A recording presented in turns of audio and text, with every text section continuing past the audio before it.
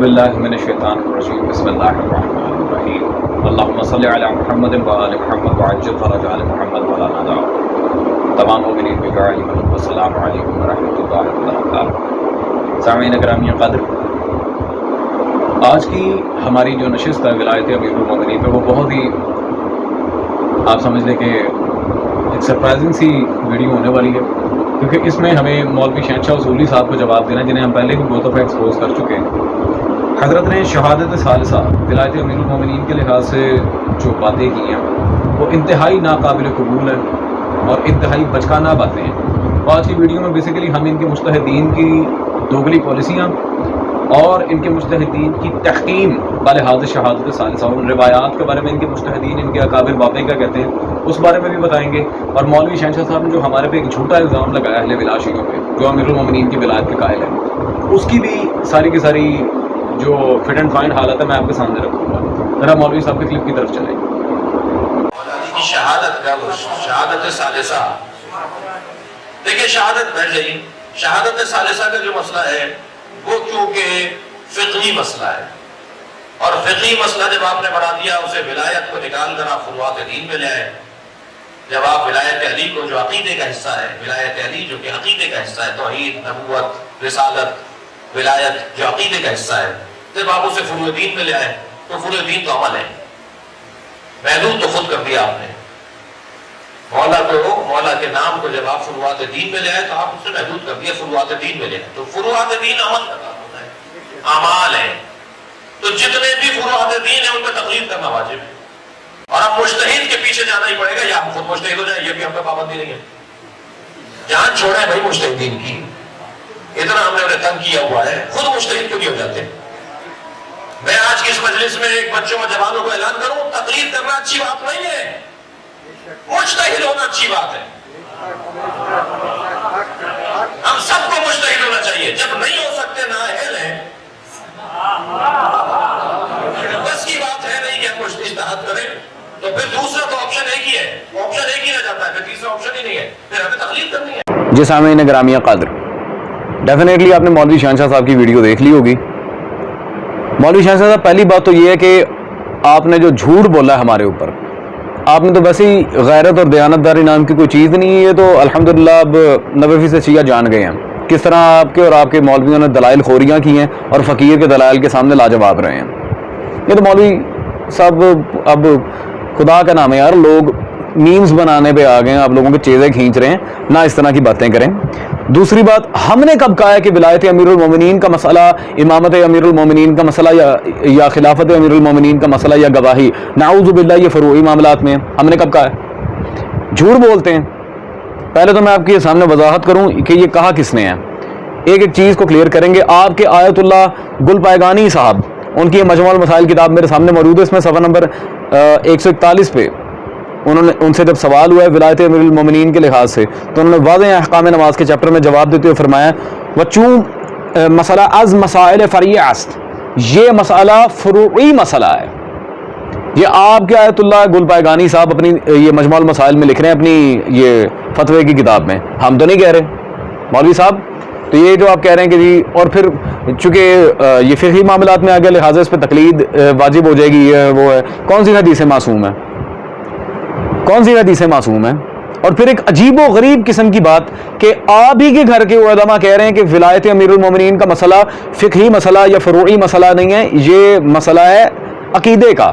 آئے میں دکھاؤں، یہ آپ کے ہی آیت اللہ ابو القاسم موسوی الخوئی صاحب کی کتاب صراط النجات میرے سامنے موجود ہے، صفحہ نمبر 158 مسئلہ نمبر 520 میں انہوں نے بالکل واضح یہاں پر جواب دیتے ہوئے فرمایا اذا کان معتقدا بصحت الصلاۃ، اذا کان معتقدا بصحت الصلاۃ، وہ بات کر رہے ہیں، کہہ رہے ہیں، جب ان سے پوچھا کہ ولایت علی جو نماز میں پڑھتا ہے اس کے بارے میں، وہ کہہ رہے ہیں مومن کے اعتقاد کے مطابق، اگر اس نے اعتقاداً ایسا پڑھا ہے اذا کان معتقدا بصحت الصلاۃ، نماز کے ٹھیک ہونے کے لحاظ سے، تو نماز ٹھیک ہے، اعادے کی ضرورت نہیں ہے۔ تو کیا کہہ رہے ہیں خوئی صاحب؟ معتقدم، اعتقاد، اصول۔ عزیزان، میں مولوی شہنشاہ صاحب سے پوچھوں گا کہ آپ کے مجتہدین بڑی معذرت کے ساتھ، بہت معذرت کے ساتھ، آپ نے مومنین پہ تانا مارا، میں بھی ماروں گا، ہاں، پتھر جہاں سے ہے واپس وہیں لوٹاؤ، یہ میرے مولا علی کا اصول ہے۔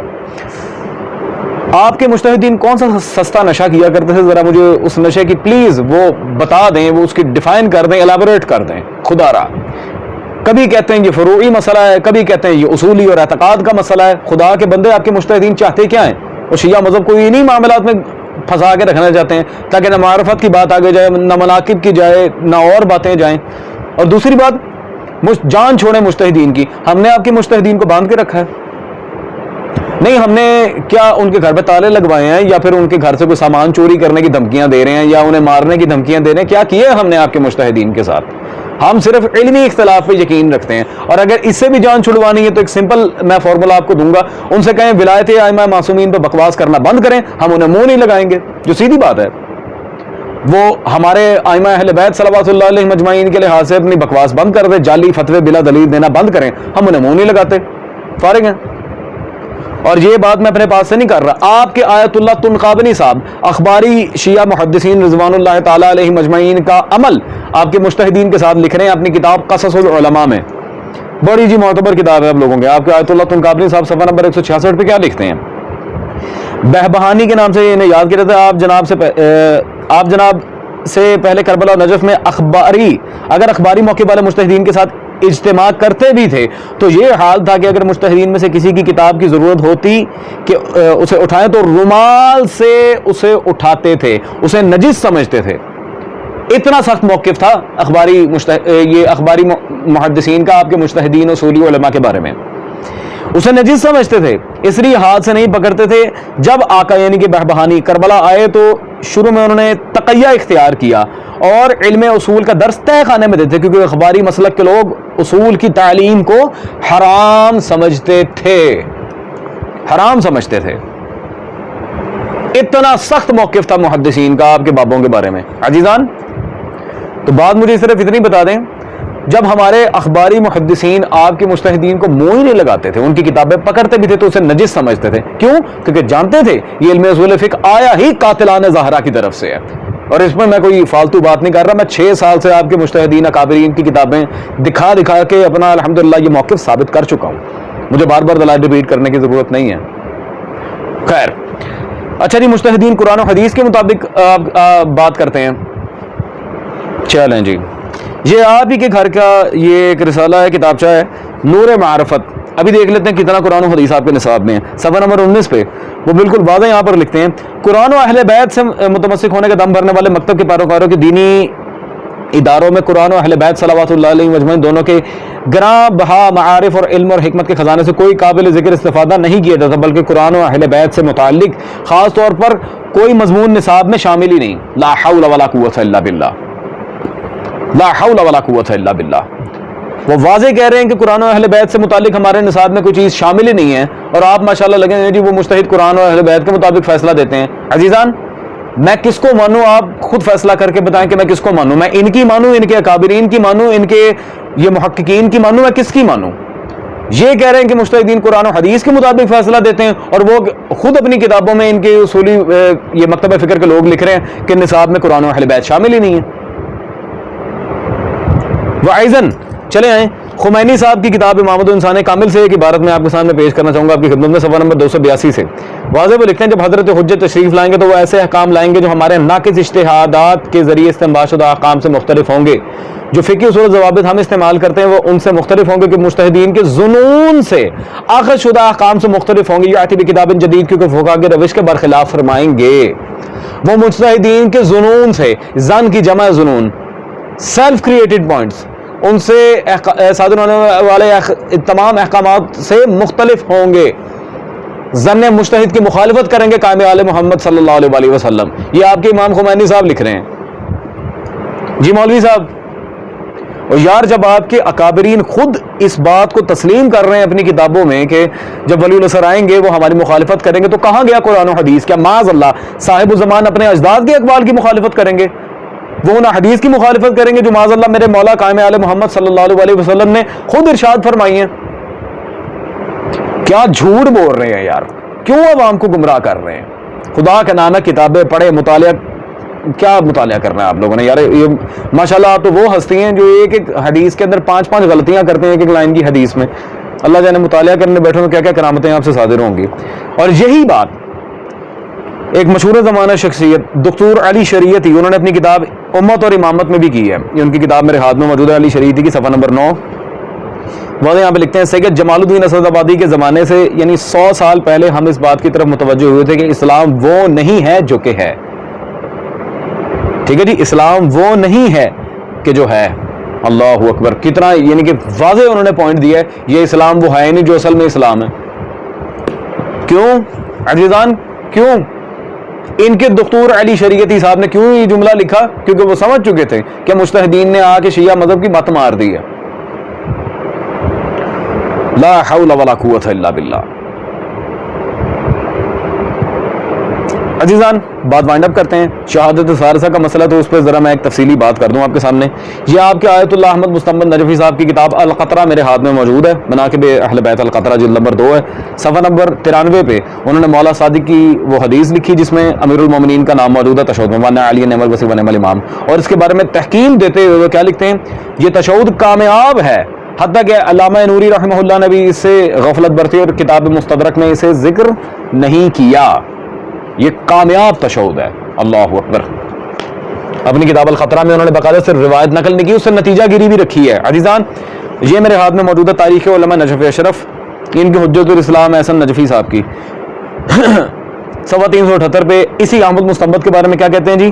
آیت اللہ علامہ الحاج سید احمد مستنبط رضوان اللہ علیہ. اللہ اکبر.